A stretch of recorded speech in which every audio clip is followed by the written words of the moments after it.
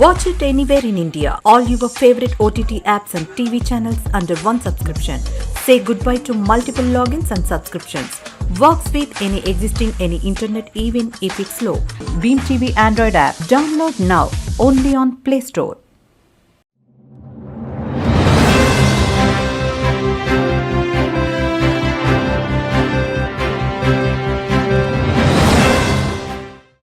ఈ నెల 27, 28 తేదీల్లో జరగాల్సిన టీడీపీ మహానాడు వాయిదా పడింది. జూన్ 4న ఎన్నికల ఫలితాల విడుదల, ప్రభుత్వాల మార్పు తదితర పరిణామాల నేపథ్యంలో పండుగలా జరగాల్సిన మహానాడు వాయిదాకు కారణంగా తెలుస్తోంది. ఈ మేరకు గురువారం జరిగిన టెలికాన్ఫరెన్స్లో అధినేత చంద్రబాబు నాయుడు వెల్లడించారు. పాకిస్తాన్ ఆక్రమిత కాశ్మీర్ విషయంలో కేంద్ర హోంశాఖ మంత్రి అమిత్ షా సంచలన ప్రకటన చేశారు.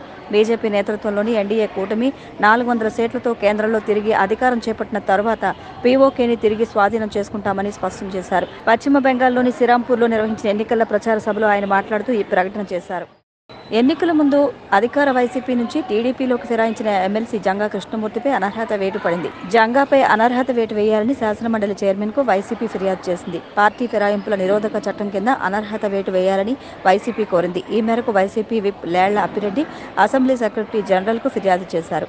వైసీపీ నేతల ఫిర్యాదుపై శాసనమండలి చైర్మన్ మోషేనురాజు జంగా నుంచి పలుసార్లు వివరణ తీసుకున్నారు. జంగా ఇచ్చిన వివరణ ఆధారంగా ఎమ్మెల్సీగా కృష్ణమూర్తి అనర్హుడని పేర్కొంటూ గెజెట్ నోటిఫికేషన్ జారీ చేశారు. పూర్తి స్థాయిలో సార్వత్రిక ఎన్నికల ఫలితాలు వెల్లడయ్యే వరకు ఎలాంటి అవాంఛనీయ సంఘటనలు జరగకుండా అప్రమత్తంగా ఉండాలని Eluru range DIG GVG Ashok Kumar స్పష్టం చేశారు. రెచ్చగొట్టే చర్యలకు, హింసాత్మక సంఘటనలకు పాల్పడే వారిపై కఠిన చర్యలు తీసుకుంటామని హెచ్చరించారు. కౌంటింగ్ సందర్భంగా భద్రతా ఏర్పాట్లపై ఆయన ఎస్పీ పి జగదీష్తో కలిసి సమీక్షా సమావేశం నిర్వహించారు. Jagannathapuram checkpost, Gopalapuram police station, Nallajerla police స్టేషన్లను డీఐజీ తనిఖీ చేశారు. కాగా నానయ్య యూనివర్సిటీలో ఈవీఎంలను భద్రపరిచిన స్ట్రాంగ్ రూమ్ల వద్ద భద్రతా చర్యలను జిల్లా ఎస్పీ పి జగదీష్ పరిశీలించారు. నిఘా కెమెరాలతో పాటు 24 గంటలు పోలీసులు, కేంద్ర సాయుధ బలగాలతో స్ట్రాంగ్ రూమ్ వద్ద భద్రతా ఏర్పాట్లు చేసినట్లు వెల్లడించారు. ఒక వృద్ధుడిని బ్లేడ్తో బెదిరించి జేబులోని నగదు, వాచిని లాక్కున్న బ్లేడ్ బ్యాచ్కు చెందిన 3 వ్యక్తులకు 2 ఏళ్ల జైలు, 500 రూపాయల జరిమానా విధిస్తూ అదనపు జిల్లా sessions judge D Vijay Goutham తీర్పునిచ్చారు. 2022లో ధవళేశ్వరం కంచరా లైన్ మెయిన్ రోడ్లో ధవళేశ్వరానికి చెందిన అప్పుల బత్తుల కృష్ణవంశీ అలియాస్ దొంగోడు, కురపాటి సతీష్ అలియాస్ చేతబడి alias Rocky, Ummadi Sai Ganesh alias Sai Dhavaleswaram bus stand వద్ద ఒక వృద్ధుడిని బ్లేడ్ చూపించి బెదిరించి బలవంతంగా ధవళేశ్వరం గవర్నమెంట్ హాస్పిటల్ వద్దకు తీసుకుని వెళ్లి లాక్కుని ఫిర్యాది జేబులో ఉన్న 100 రూపాయలు, అతని చేతికి ఉన్న వాచీని బలవంతంగా లాక్కుని కొట్టారు. ఆయనతో పాటు ఉన్న 15 ఏళ్ల మనవడు తప్పించుకుని కుటుంబ సభ్యుల ద్వారా పోలీసులకు ఫిర్యాదు చేశాడు. ఈ కేసులో న్యాయమూర్తి బుధవారం తీర్పునిచ్చారు. Watch it anywhere in India. All your favorite OTT apps and TV channels under one subscription. Say goodbye to multiple logins and subscriptions. Works with any existing internet even if it's slow. Beam TV Android app. Download now. Only on Play Store.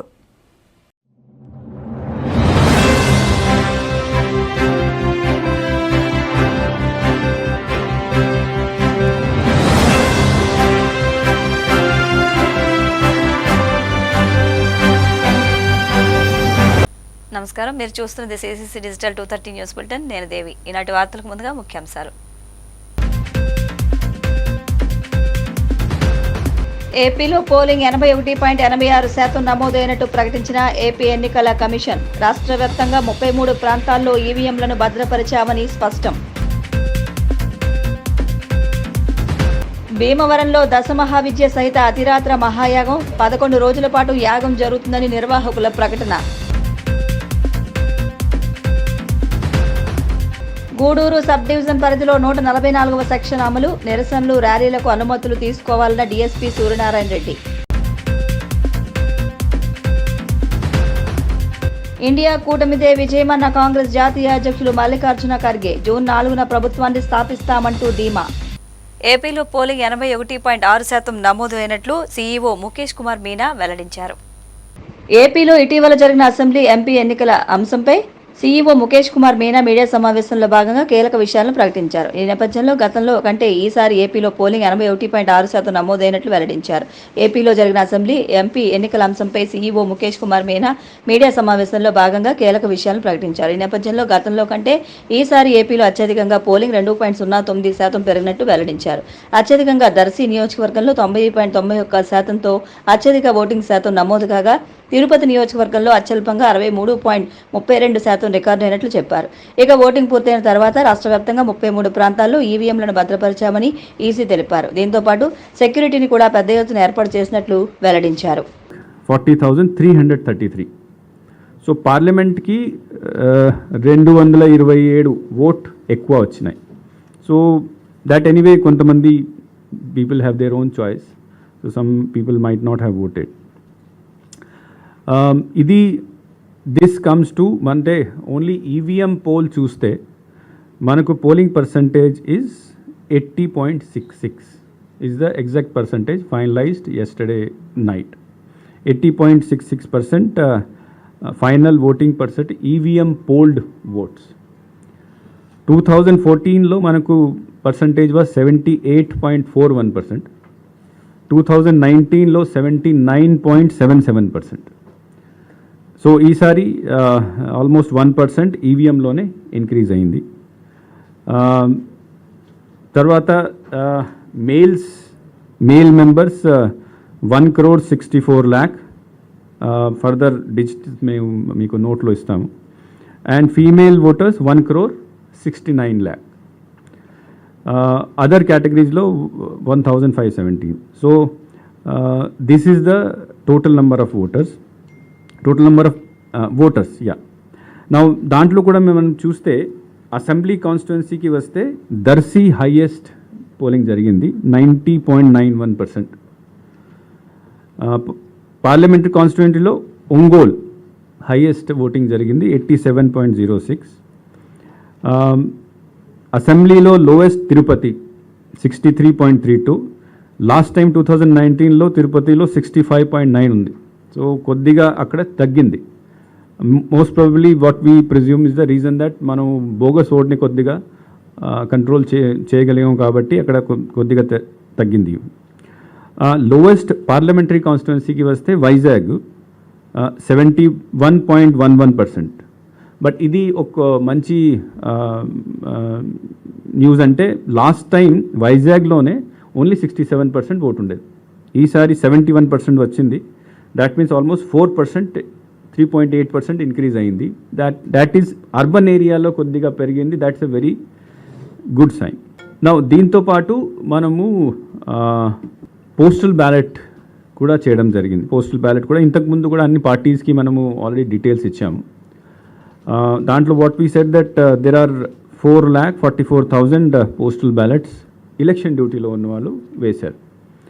దీంతోపాటు 85 plus 13,700, PWD 12,700, తర్వాత essential services వాళ్ళు కూడా 27,100 ఉన్నారు. So total అంతా కలిపితే 4,97,000 people are there under the category of home voting, election duty, postal balloting, essential services. So ఇది కూడా 1.2% సుమారుగా వస్తుంది. డిజిట్లో అటు ఇటు ఏదో ఉంటుంది, బట్ బ్రాడ్గా this comes 1.2%. So our voting percentage including the postal ballot is 81.86%. So almost 82%కి వచ్చాము. నిన్న remember on the day of poll నేను చెప్పాను 81 దగ్గర వస్తాము. So our estimation was almost very near to the actual estimation. So 81.8% is the final voting, and I am really proud to say that this is the highest voting in any state which has occurred in last 4 phases. ఇది last 4 phases లో 5 ఎక్కడైనా voting జరిగిందా, parliament phase ఉన్న తర్వాత assembly phase ఉన్న, this is the highest voting. Nearest మనకు west Bengal ఉంది, which is 80.3% ఉంది. రాజశ్యామల దశమహావిద్య సహిత అతిరాత్ర మహాయాగం భీమవరం డిఎన్ఆర్ కళాశాల క్రీడా మైదానంలో నిర్వహిస్తున్నారు. ఉమా రామలింగేశ్వర ట్రస్ట్ నెలమూరు ఆధ్వర్యంలో రాజశ్యామల దశమహావిద్య సహిత అతిరాత్ర మహాయాగం భీమవరం డిఎన్ఆర్ కళాశాల క్రీడా మైదానంలో బుధవారం సాంప్రదాయబద్ధంగా ప్రారంభమైంది. మంగళ వాయిద్యాలు, శంఖనాదం, భక్తుల శివనామస్మరణ, వేద పండితుల మంత్రోచ్చరణలతో ఈ యాగం వందలాది మంది భక్తజన సందోహం మధ్య ప్రారంభమైంది. యాగానికి యజ్ఞకర్త బ్రహ్మశ్రీ జంజాల శ్రీనివాస సుబ్రహ్మణ్య శర్మ, కార్తీక మాధవి దంపతులు యజ్ఞ యాగశాలలో పీటలపై కూర్చుని పూజాధికారులు నిర్వహించారు. ఈ యాగం 11 రోజుల పాటు జరుగుతుందని భక్తులు వచ్చి తీర్థ ప్రసాదాలను స్వీకరించాలని కోరారు. యాగం ప్రారంభ కార్యక్రమంలో డిఎన్ఆర్ కళాశాల పాలకవర్గ అధ్యక్ష కార్యదర్శులు గోకరాజు వెంకట నరసింహరాజు, గాదిరాజు సత్యనారాయణరాజు, యాగ సంధానకర్త సేవ్ టెంపుల్స్ ఆంధ్రప్రదేశ్ చైర్మన్ గజల్ శ్రీనివాస్, ఆనంద ఫౌండేషన్ చైర్మన్ ఉద్దరాజు, కాశీ విశ్వనాథరాజు తదితరులు పాల్గొన్నారు.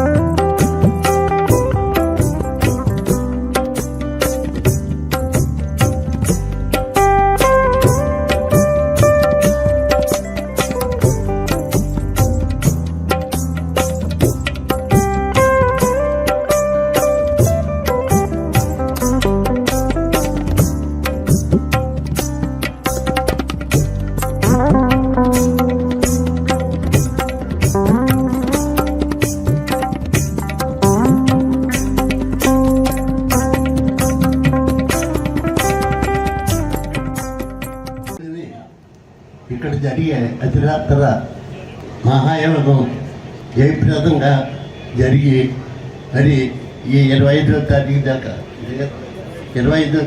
దాకా మరి ఈ యాగంలో మొత్తం వ్యవహారం పట్టణ ప్రజలు అందరూ పాల్గొనాలి. ఇందాక వారు చెప్పినట్టు ఇక్కడికి వచ్చిన వాళ్ళు అందరూ ప్రతి 100 మందికి ఫోన్ చేసి ఇక్కడికి వచ్చేలా చేస్తే ఆ పుణ్యభాగ్యం వాళ్ళందరికీ కలగజేసిన వాళ్ళు అవుతారు మీరు అని తెలియజేసుకుంటూ సెలవు.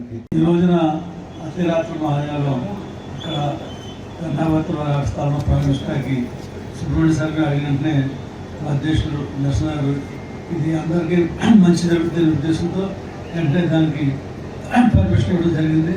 కాబట్టి ఈ యాగం 10 రోజులు జరుగుతుంది. ఇది అందరికీ మంచి జరుగుతుంది. అలాగే వచ్చిన పెద్దలందరూ కూడా నమస్కారం చేస్తూ ఇది విజయవంతం కావాలని అందరికి మంచి జరగాలని ఒకసారి కోరుకుంటున్నాను. అతిరాత్ర మహాయాగం ఇక్కడ భీమవరం పట్టణంలోని ప్రజలందరికీ మేలు చేయాలనే ఆకాంక్షతో ఇక్కడ ఏర్పాటు చేయటం నిజంగా అభినందనీయం.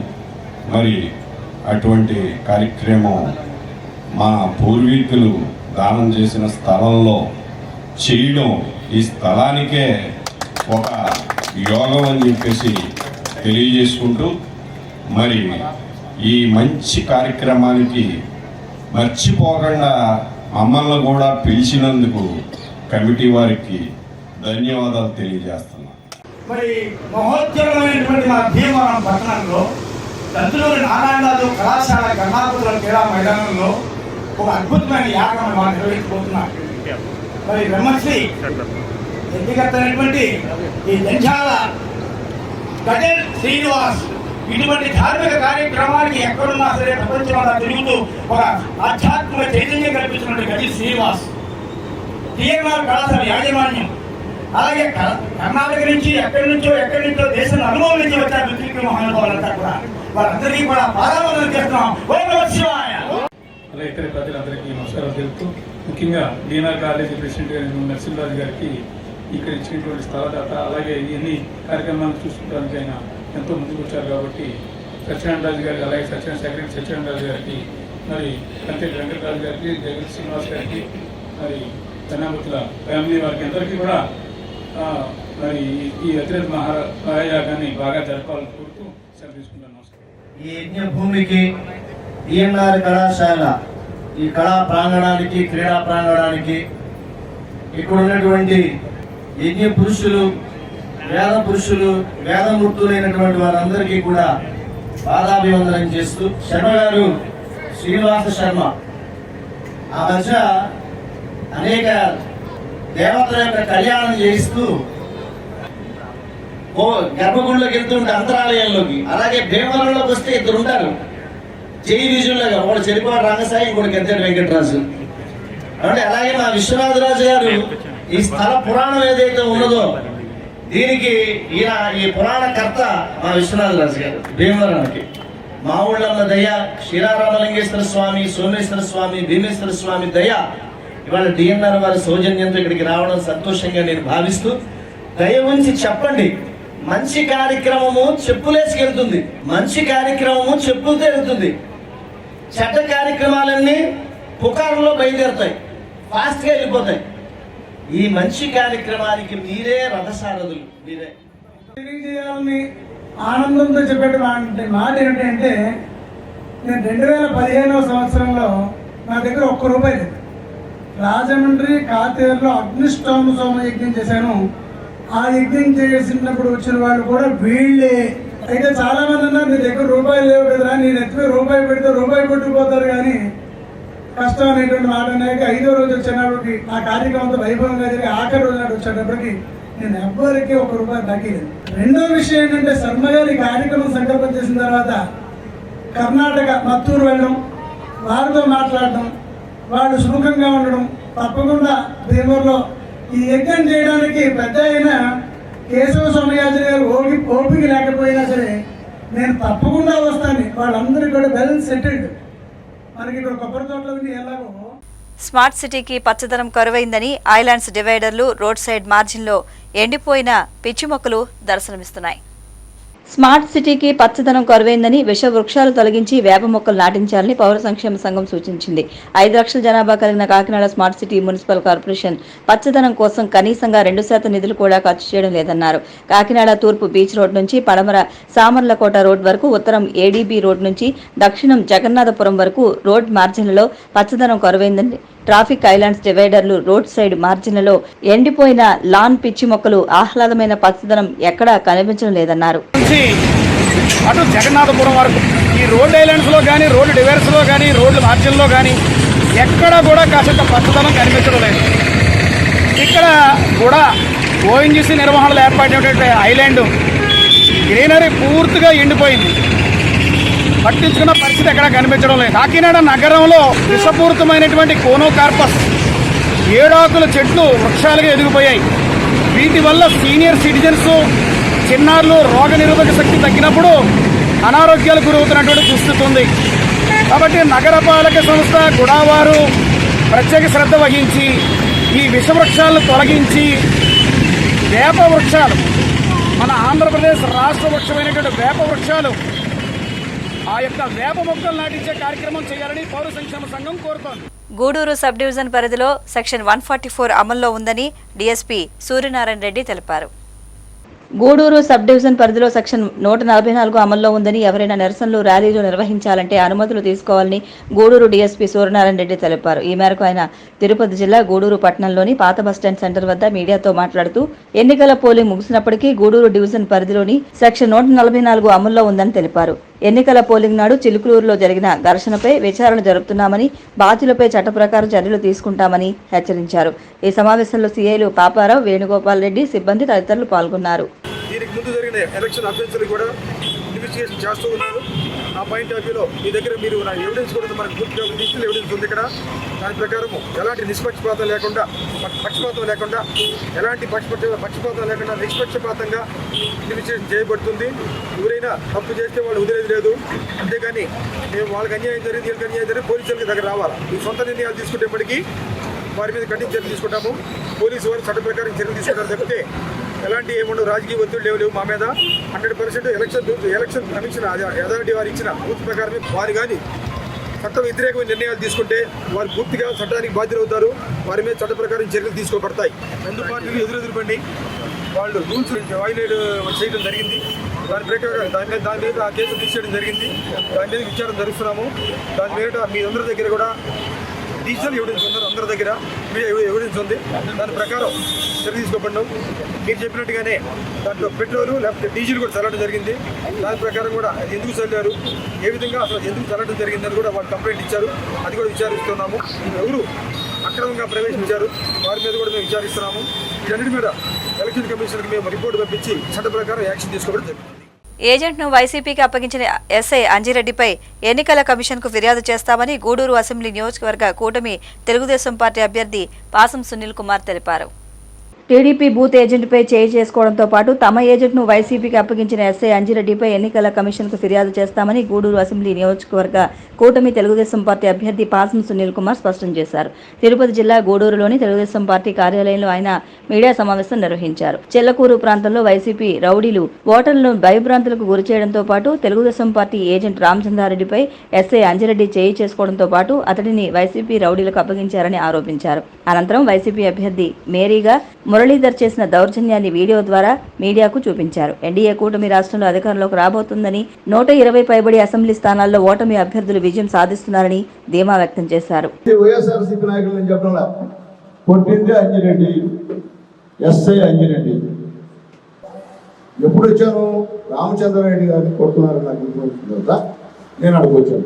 వచ్చింది అడిగాను నేను, ఎందుకు కొడుతున్నారు అంటే నన్ను తోశారు. తోసిన తర్వాత నేను కూడా తోసా. అప్పుడు ఎస్ఐ వచ్చి నోటు కూర్చొని నాకు తిట్టి ఈ చేతి గట్టిగా అది అంటే చెప్తా ఉన్నా అయ్యా దానికి అది ఉంది అనగానే నలిపి రక్తం వచ్చింది. దీంట్లో ఏమి రెండో మాట, ఇది అబద్ధం ఏం కాదు. నేను హాస్పిటల్ పోయినాను, సెల్ఫ్ హాస్పిటల్ పోయినాను, అక్కడ ఓపీ రాయించుకున్నాను. అట్లాగే మా పార్టీ క్యాడర్ని కొట్టిన విషయాన్ని కూడా నేను ఎలక్షన్ కమిషన్ రిపోర్ట్ చేశాను. అది చేయకూడదా అంటే మీరు దాదాలా, మీరు రౌడీలా? ఇంతకుముందు ఎన్నో ఎలక్షన్ జరిగే గుడుల్లో ఈ విధంగా విచ్చలవిడిగా రౌడీజం అక్కడ ఉందా? బూతుల్లోకి వెళ్ళి మా నాయకుడిని నేను వెంటాడతా. ఈరోజు కూడా మా కార్యకర్తలు ఫోన్ చేసి నేను లేపేస్తా, నేను చంపేస్తా. ఏం చంపేది నువ్వు? ఏం నువ్వు చంపేది? కొట్టుకుందావా? రమ్మన్నా కొట్టుకుందావా? నువ్వు సరిపోవు. నా చరిత్ర బ్రదర్, నా చరిత్ర పురప్రాణం. ఎమ్మెల్యే గెలుస్తున్నా, గుర్తుపెట్టుకో. ఛాలెంజ్ చేస్తున్నా, ఇక్కడ గూడూరులో నియోజకవర్గంలో సునీల్ కుమార్ ఎమ్మెల్యేగా గెలుస్తున్నాడు. 4వ తేదీ ఎమ్మెల్యేగా నేను ఈ కాన్స్టిట్యూన్సీలో వస్తున్నా. మీ రాపూర్కి పారిపోవడం గ్యారంటీ. ఇదంతా రౌడీ ముక్కలు ఉండే ఏమా? నీ పక్కన ఉన్న సోదరు రౌడీ ముక్కలా, నా పక్కన రౌడీ ముక్కలా? ఎప్పుడన్నా మేము 2 సంవత్సరాల్లో ఎక్కడన్నా చిన్న విషయాలు చేసామా? గూడూరులో ఇంతకుముందు ఉంది వైఎస్ఆర్ కాంగ్రెస్ పార్టీ, ఏమైనా రచ్చలేమైనా వచ్చాయా? ఇంతకుముందు ఉన్నది కాంగ్రెస్ పార్టీ, రచ్చలేమైనా వచ్చాయా? అలాగే ఇప్పుడు చెప్తున్నా, ఇప్పుడు వైఎస్ఆర్సీపీ నాయకులు పాపం వాళ్ళు కూడా ఎప్పుడు అసలు వచ్చేవాళ్ళు కాదు. నీ వల్ల నువ్వు ఎప్పుడైతే గూడూరుకి అడుగు పెట్టావో అప్పుడు ఈ గూడూరుకి దరిద్రం శని అన్ని కూడా దాపుతుందని చెప్పి నేను తెలియజేస్తున్నాను. నీ వల్ల పిల్లకాయలు చెడిపోతున్నావు. నువ్వు రౌడీలను ప్రోత్సహిస్తున్నావు, రౌడీలని చేయమని చెప్పి ప్రోత్సహిస్తున్నావు. మేము రౌడీలను చేయాల్సిన అవసరం మాకు లేదు, చేయం కూడా. కాబట్టి దయచేసి మురళి గారు రెచ్చగొట్టింది నువ్వు. ఇక్కడే కాదు, నువ్వు యాక్షరి గ్రామంలో కూడా ఒక పిల్లోడిని దిగి నీ యొక్క వ్యాన్ దిగి వాడిని చొక్కా పట్టుకొని తోచావు, వాడిని తోశాడు. నువ్వు ఒక ఎమ్మెల్సీగా అయితే బజార్కు ఉండాలి. నువ్వు ఎమ్మెల్సీ స్థానంలో ఉండి నువ్వు జనాల ప్రజలు మాట్లాడతావు, కడుపు అంటారా? మాకేం వైఎస్ఆర్సీపీ పనిచేయలేదంటే దిగి వాడిని తోసి నా కొడుకు అంటావా? నాకు అర్థం కదా. అంటే నీ కొడుకు ఆయన అడిగితే ప్రజలు ఏమైనా సమస్య అడిగితే నీ కొడుకులా? ప్రజలకి నిందించేయడం పరిస్థితి లేదా? నువ్వు మనం చూసుంటావు. ఈ వైఎస్ఆర్సీపీ ఎమ్మెల్యే చాంపియన్ కొట్టిన ఒక సాధారణ మన కామన్ మ్యాన్. అర్థమైందా? సార్వత్రిక ఎన్నికల్లో భాగంగా కాకినాడ సిటీ నియోజకవర్గంలో 72.17% పోలింగ్ నమోదైనట్టు కాకినాడ సిటీ నియోజకవర్గ రిటర్నింగ్ అధికారి జె వెంకట్రావు పేర్కొన్నారు. సార్వత్రిక ఎన్నికల్లో భాగంగా కాకినాడ సిటీ నియోజకవర్గంలో 72.17% పోలింగ్ నమోదైనట్టు కాకినాడ సిటీ నియోజకవర్గ రిటర్నింగ్ అధికారి జి వెంకట్రావు తెలిపారు. బుధవారం ఆయన మీడియాతో మాట్లాడుతూ కాకినాడ సిటీ నియోజకవర్గంలో 2,41,620 మంది ఓటర్లకు గాను 1,74,370 ఓట్లు పోలైనట్లు చెప్పారు. అలాగే 83,675 మంది పురుషులు తమ ఓటు హక్కు వినియోగించుకోగా అత్యధికంగా స్త్రీలు 90,631 మంది తమ ఓటు హక్కును వినియోగించుకున్నారని తెలిపారు. అంతేకాకుండా MSN చార్టిస్ లో అత్యధికంగా 88% పోలింగ్ అవ్వగా అత్యల్పంగా పోలీస్ క్వార్టర్స్ లో ఉన్న పోలింగ్ బూత్లో 39% మాత్రమే పోలింగ్ జరిగినట్లు ఆయన తెలిపారు. విస్తృతమైనటువంటి ఏర్పాట్లు కూడా చేయడం జరిగింది. అది షామియానాలు కానీ, మంచినీరు కానీ, లేదా ఎలక్ట్రికల్ కానీ, చికిత్స కానీ అన్ని ఏర్పాట్లు కూడా చేయడం వల్ల కూడా ఇది సాధ్యమైంది. ఈ విధంగా పెద్ద ఎత్తున వచ్చి ఓటు వేసి ప్రజాస్వామ్య స్ఫూర్తిని ఎలుగెత్తి చాటినందుకు గాను కాకినాడ సిటీ నియోజకవర్గంలోని ఓటర్లందరికీ కూడా మరొకసారి శుభాకాంక్షలు, అభినందనలు తెలియజేస్తాను.